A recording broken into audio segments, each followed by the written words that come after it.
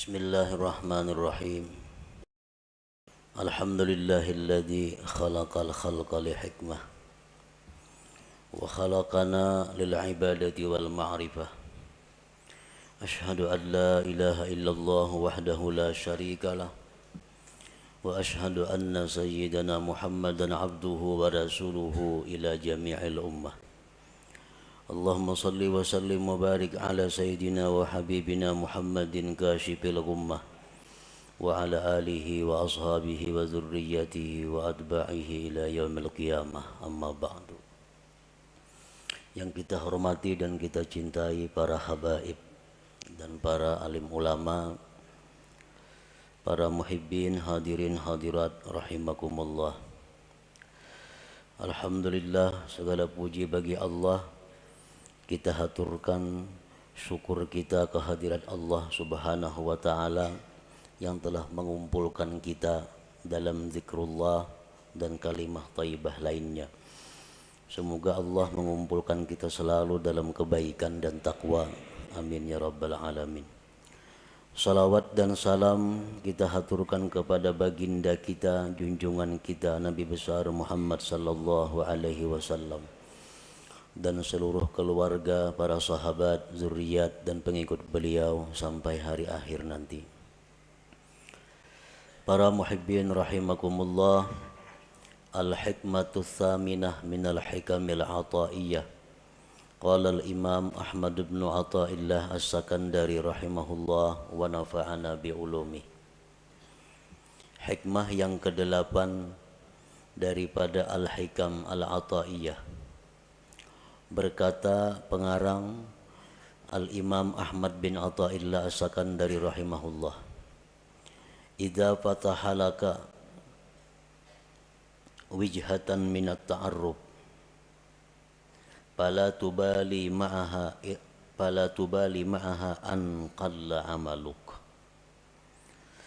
fa innahu ma fatahaha alayka illa wa huwa yuridu an yata'arrafa ilaik.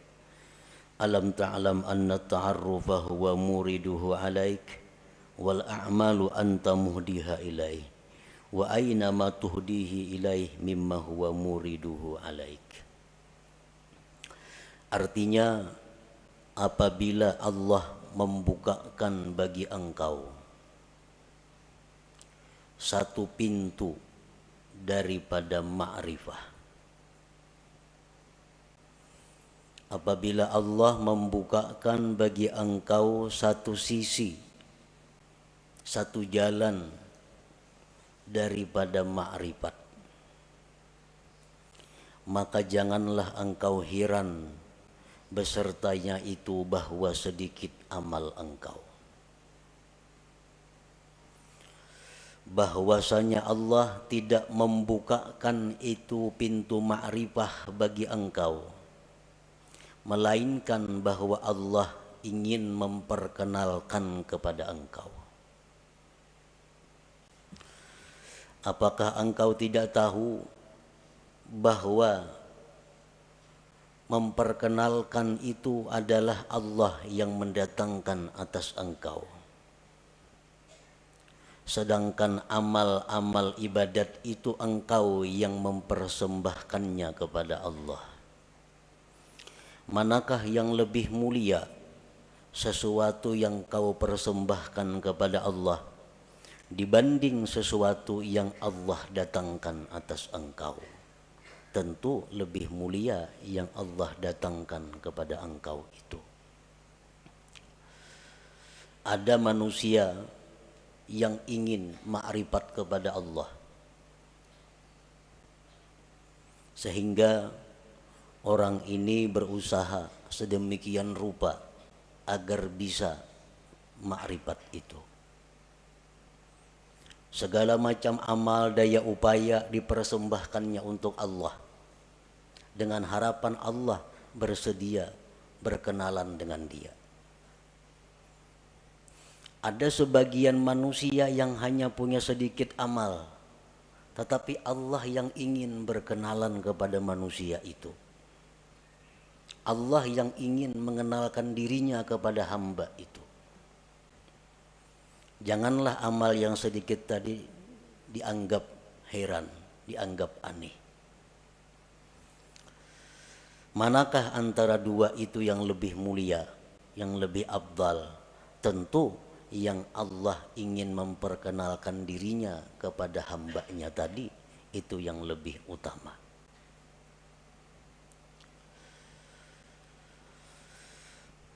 Tanqasimul ma'rifatu ila qismain ma'rifatin ammah wa ma'rifatin khassah. Fal ma'rifatul ammah bi an ta'lama wa tuqirra anna Allah ta'ala wahidun qadirun muridun alimun hayyun sami'un basirun mutakallim ila akhirih. Ma'rifat itu ada terbagi dua. Satu, ma'rifat yang umum. Yang kedua, ma'rifat yang khusus.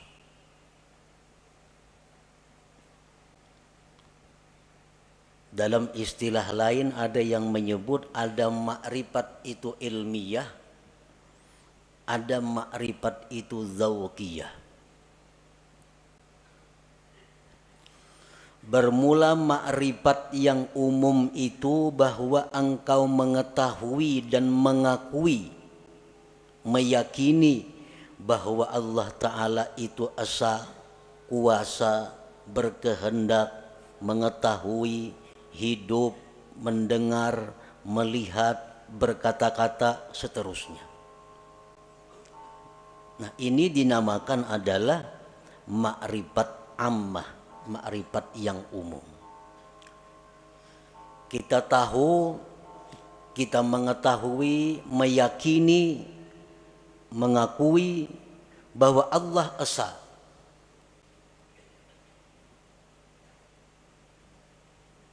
Dan keyakinan kita itu kada bisa diganggu. Siapapun yang mengganggu, tetap kita yakin bahwa Allah itu esa, kuasa, berkehendak, dan seterusnya.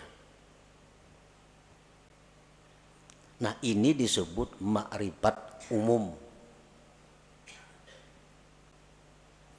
Wa tahsulu hadhil ma'rifah bitta'allum wa tafakkur wal istidlal, dan ma'rifat umum ini didapat dengan belajar, tafakkur, dan mencari dalil.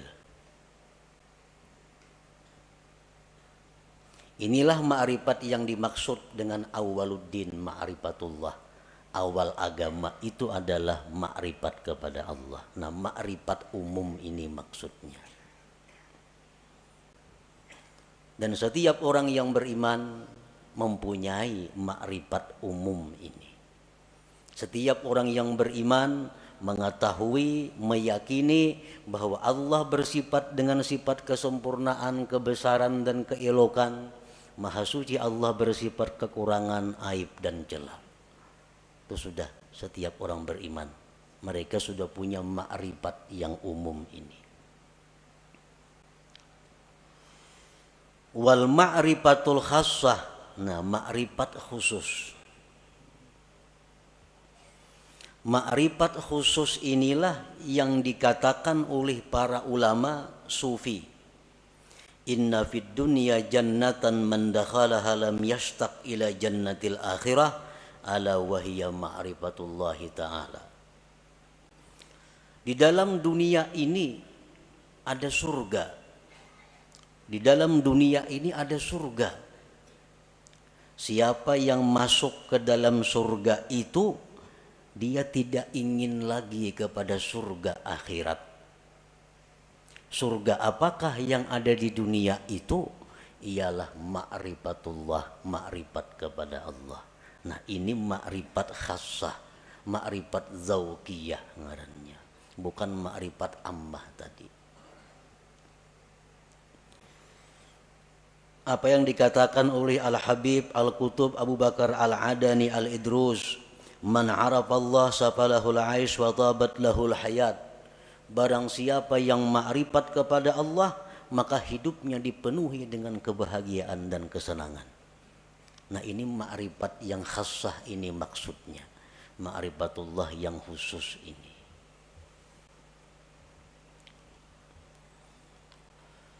Wal ma'rifatul khassah, ma'rifat yang khusus itu bi antazuka an la fa'ila illallah masalah. Bahwa engkau merasakan bahwa tidak ada yang berbuat itu melainkan Allah. Contohnya itu umpamanya. Kita mengetahui, kita meyakini bahwa tidak ada yang berbuat melainkan Allah. Tapi kita hanya ingin tahu dan yakin bahwa la fa'ila illallah. Tidak ada yang berbuat selain Allah. Yang lainnya kada punya daya upaya. Itu kita tahu dan mengakui itu. Tapi kita belum merasai. Belum merasa. Ma'rifat khassah ini adalah orang yang sudah merasa. Orang yang sudah merasa bahwa tidak ada yang berbuat itu selain Allah. Orang yang tahu bahwa madu itu manis. Nya yakin bahwa madu itu manis. Nah, ini sudah ma'rifat dengan madu. Tapi kalau orang yang sudah merasai kayak apa manisnya itu madu, nah ini ma'rifat khassah. Lain dengan orang yang hanya sekedar tahu. Mendengar berita bahwa di Mekah itu begini, begitu bagusnya, begitu indahnya, dengan bermacam-macam dalil, bermacam-macam kabar nang mutawatir bahwa Mekah itu ramai dan indah, sehingga kita yakin bahwa di Mekah itu ramai, Mekah itu luar biasa. Nah, kita sudah meyakini. Tapi andai kita ke sana langsung berangkat ke Makkah, sampai di sana melihat seorang bagaimana Makkah itu, lain rasanya lawan nang hanya sekedar tahu. Nah, itu jualah orang yang ma'rifat kepada Allah ini. Orang nang hanya tahu, hanya ma'rifat bahwa tidak ada yang berbuat hanya Allah, tapi belum merasa, lain dengan orang yang sudah merasa. Kayak apa rasanya? Rasanya nang tidak ada berbuat selain Allah itu. Bi antazuka an la fa'ila illallah masalan. Dengan bahwa merasa engkau bahwa tidak ada yang berbuat itu kecuali Allah.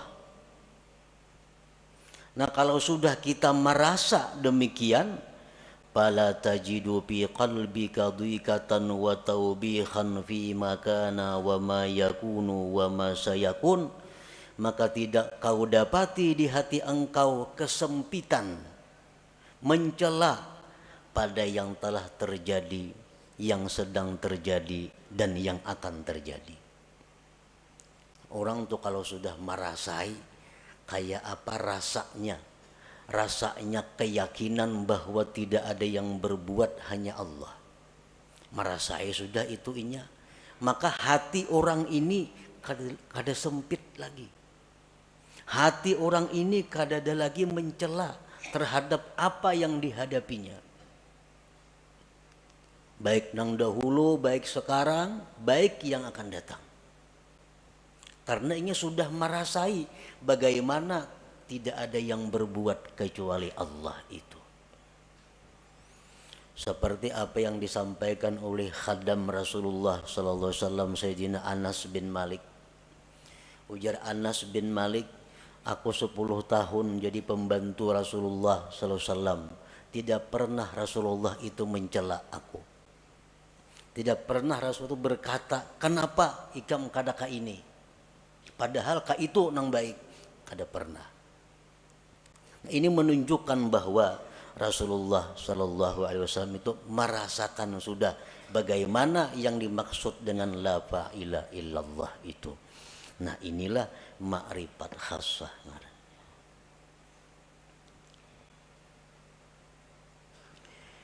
Wa yumkinu ayyarqal insan ila sa'idi hadhil ma'rifah min ahadi tariqain la thalitha lahuma. Kita bisa mendapatkan ma'rifah khassah ini melalui 2 jalan. Tidak ada jalan ketiga. Kayak apa kita supaya bisa merasai nang keyakinan kita la ilaha illallah. Jangan hanya sekadar habar, jangan hanya sekadar yakin mengakui, tapi rasai. Nah, rasai kayak apa? Yang tidak ada berbuat kecuali Allah itu. Nah, supaya bisa merasai itu ada dua jalannya. Yang pertama disebut tariqul hidayah wal inabah.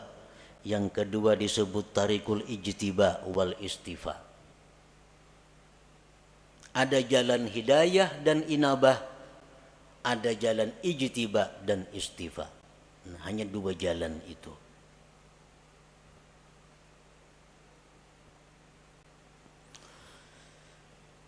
Fatariqul hidayah wal inabah tariqun tawilun syaq. Bermula jalan yang pertama, hidayah dan inabah. Itu jalan yang panjang lagi sulit. Panjang lagi sulit.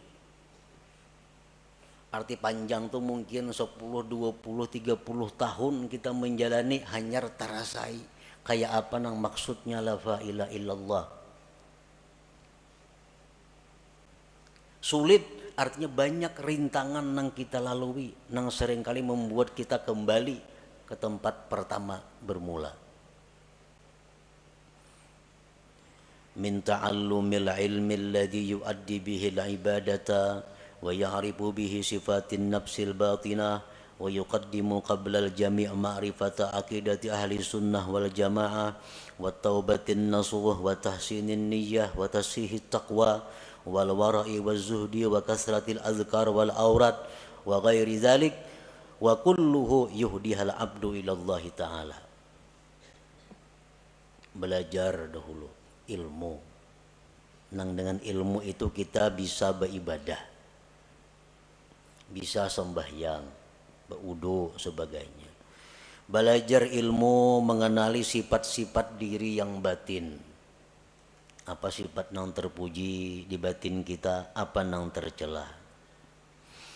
Berakidah ahli sunnah wal jamaah, taubat nasuha, niat yang bagus, takwa yang benar, wara, zuhud, banyak berzikir, banyak berwirid dan selainnya.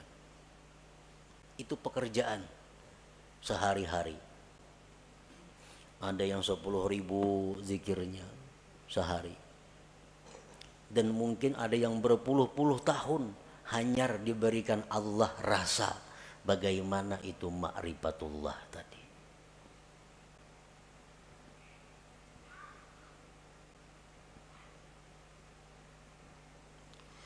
Wa ammat tariqus tsani, adapun jalan yang kedua, tariqul ijtiba wal istifa. Fayakunul bad'u minallah ilal abdi. Jalan yang kedua ini adalah jalan di mana Allah yang ingin menariknya. Jalan pertama tadi si hamba nang bakahandak. Kisahnya si hamba nang hendak ma'rifat lalu inya beribadah, beramal, berguru. Nah, nang kedua ini adalah Allah yang ingin menariknya. Yakunul insan mustadhrikan fi syurudihi wa bu'dihi anillah wa faj'atan tudrikuhu rahmatun minallahi ta'ala. Ini manusia tenggelam dalam kejauhan daripada Allah. Pekerjaannya manusia ini sibuk mengurus dunia. Kada tahu diwirid, sembahyang pun kadang-kadang pray. Pekerjaan-pekerjaan maksiat banyak dilakukannya. Tetapi secara mendadak Allah memperdapati dengan rahmatnya.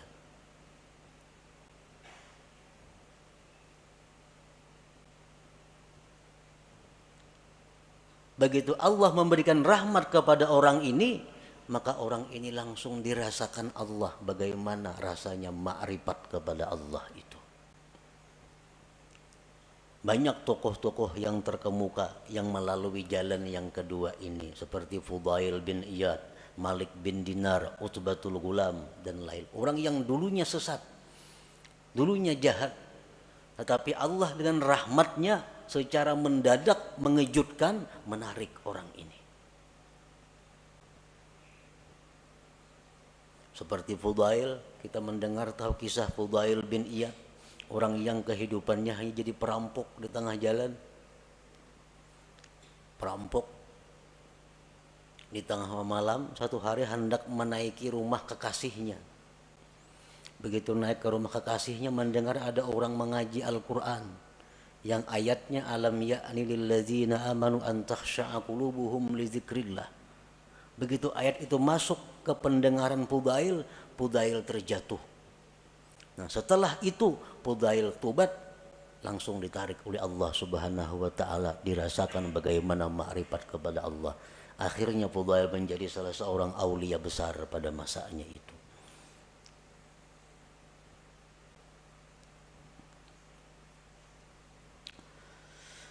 Allah menarik orang ini lisababin minal asbab allati qad la ya'lamuha illallah. Allah menarik orang ini karena ada sebab yang kadang-kadang sebab itu hanya diketahui oleh Allah.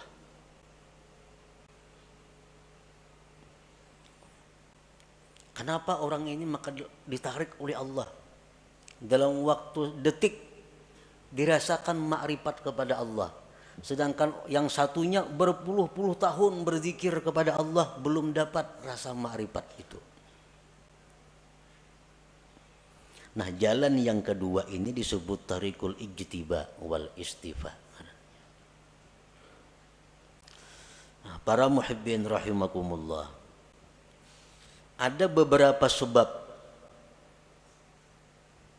yang dengan sebab itu ada kemungkinan, ada harapan satu saat ditarik oleh Allah manusia ini, walaupun dia dalam keadaan bergelimang dengan dosa.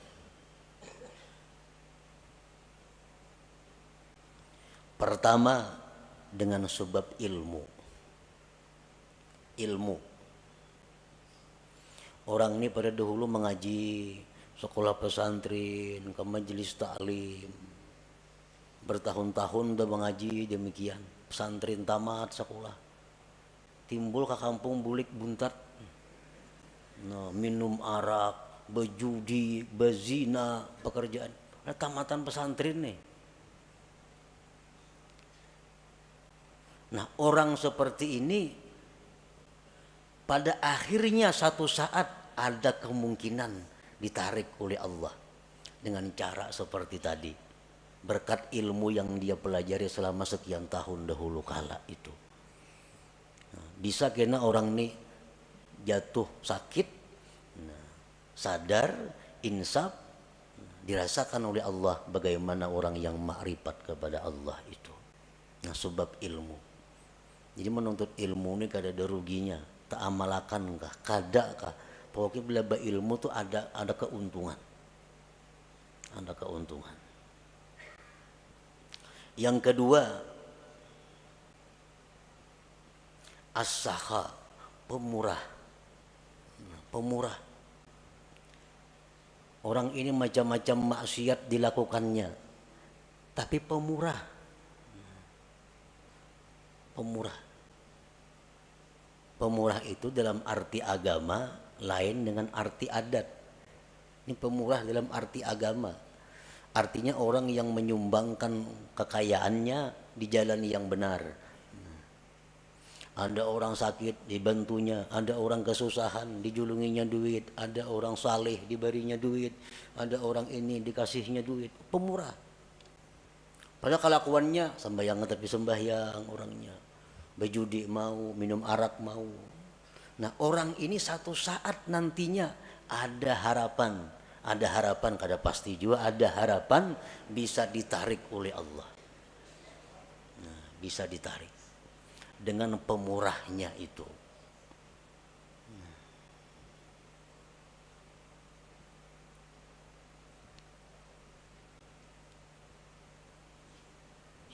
Yang ketiga, al-adlu, adil. Ini seorang pejabat. Seorang pejabat ini bergelimang dengan dosa. Macam-macam dosa dilakukannya. Tetapi satu orang ini, dia adil. Sewaktu ia menjabat, di matanya sama, semua adalah rakyat. Baik anaknya, baik bininya, mintuhanya, iparnya, kamanakannya, semuaan rakyat sama. Kadang-kadang mesti diutamakannya. Kalau panggil, oh ini minantuku utamakan, kadada. Ini ipar, kadada. Semuaan rata di matanya, rakyatnya. Nah, orang ini waktu menjabat adil. Padahal kelakuan lain-lain banyak maksiat dilakukannya. Nah, berkat inya adil sewaktu menjabat itu, orang ini ada harapan suatu saat akan ditarik oleh Allah, dirasakan bagainya kepadanya ma'rifatullah itu.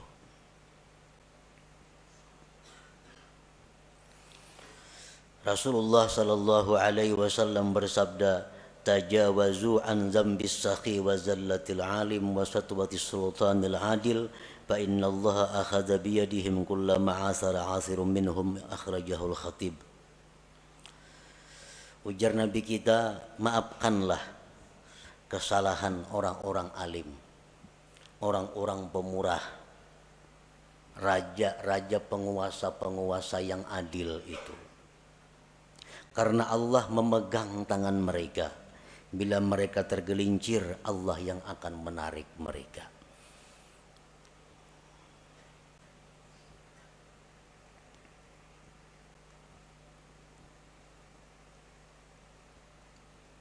Yang keempat, suhbatus salihin. Orang ini bersahabat dengan orang-orang saleh, dekat dengan orang saleh.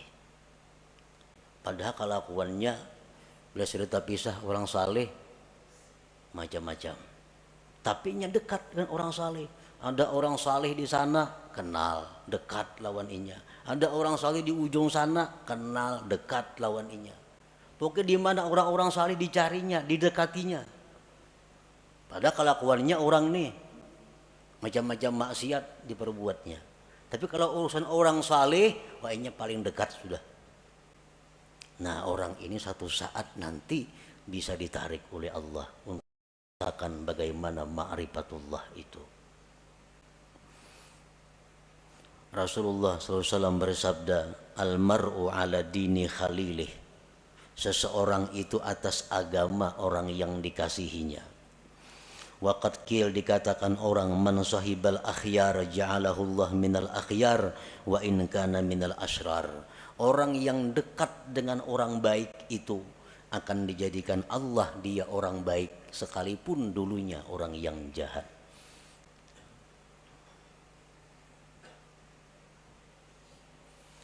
Yang kelima, mahabbatus salihin. Cinta kepada orang-orang saleh atau dicintai oleh orang saleh. Inya ini katuju lawan orang-orang baik, hormat lawan orang-orang baik, cinta lawan orang-orang baik. Atau orang ini kada tahu manahu, cuma orang-orang saleh katuju lawan inya. Nah, orang-orang ahli zikir katuju lawan inya. Orang-orang ahli salawat katuju lawan inyan itu, dikatujui oleh orang-orang baik. Nah, maka orang itu ada harapan nantinya akan ditarik oleh Allah Subhanahu wa ta'ala. Selanjutnya lagi, kasratus salah ala Nabi sallallahu alaihi wasallam. Banyak bersalawat lawan Nabi. Orang ini pemabuk, penzina, penjudi, tapi dalail seminggu sehatam.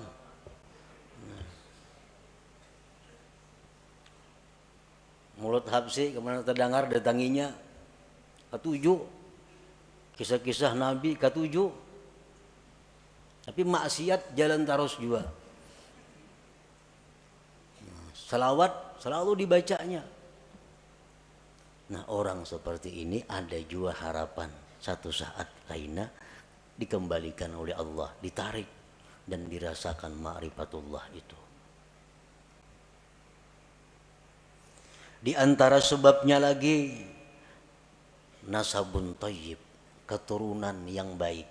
Aba'u sulaha, abah-abah kakek nenek orang-orang saleh. Datuknya ke abah hari orang wali. Nampak ke atas pada datuk lagi. Yang 7 turun sudah orang wali bahari sidin itu. Nah cucu-cucunya ini ada yang nakal macam-macam. Tapi akhirnya kayaknya bisa ada harapan cucunya itu insaf dan ditarik oleh Allah Subhanahu wa taala berkat doa-doa daripada orang-orang dahulu, kakek moyang nenek moyangnya itu. Nah, jadi itu bagian daripada sebab-sebab yang dengan sebab itu Allah menarik seseorang ini menjadi kekasihnya dan dirasakannya bagaimana ma'rifat kepada Allah Subhanahu wa taala itu. Nah, para muhibbin rahimakumullah. Setiap manusia yang beriman kepada Allah dan mempunyai keinginan yang tinggi, kehormatan yang tinggi, dia pasti ingin mendapatkan yang disebut ma'rifatullah itu. Bagaimanapun kelezatan yang ada di dalam dunia, bagaimanapun ada kemewahan yang ada dalam dunia, bagaimanapun keindahan yang ada dalam dunia, kalau seseorang itu sudah merasakan bagaimana ma'rifatullah, ma'rifat kepada Allah itu, maka semuanya akan hilang. Kada akan bisa dibanding dengan bagaimana indahnya, lezatnya, bahagianya orang yang ma'rifat dengan Allah itu. Nah, sebahagian manusia ada yang berusaha untuk berkenalan dengan Allah. Sebagian manusia ada yang Allah menarik untuk berkenalan dengannya. Yang pertama disebut suluk, yang kedua disebut jazab ngarannya. Yang kedua-duanya itu adalah mulia. Kedua-duanya adalah sesuatu jalan yang terpuji. Sebagian ulama ada yang mengatakan bahwa yang ditarik oleh Allah itu lebih afdal daripada orang yang menjalani jalan suluk atau jalan hidayah wal inabah tadi. Nah, para muhibbin rahimakumullah, mudah-mudahan Allah Subhanahu wa taala membukakan hati kita pintu ma'rifah kepada Allah Subhanahu wa taala sebelum akhir hayat kita. Ila hadratin Nabi sallallahu alaihi wasallam, al-Fatihah.